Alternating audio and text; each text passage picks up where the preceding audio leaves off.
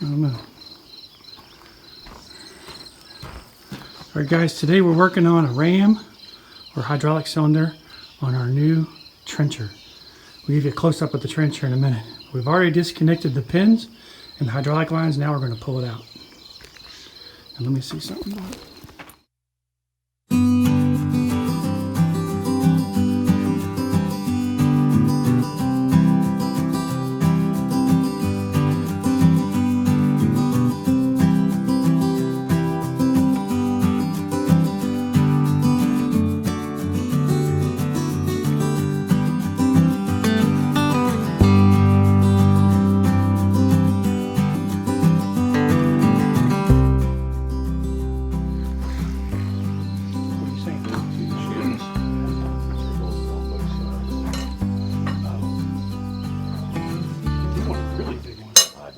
That's different. All right.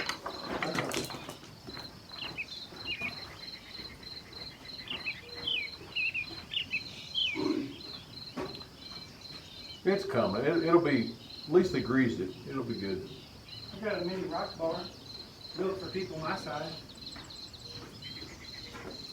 Oh yeah, there you go.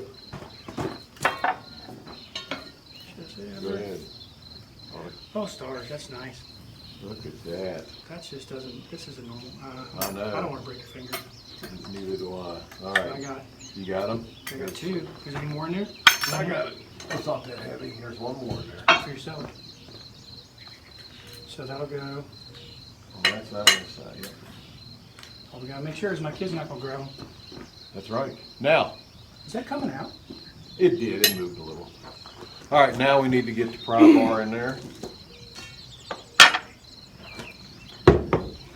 This. Okay. There you go. No, I got a Ghost Rider.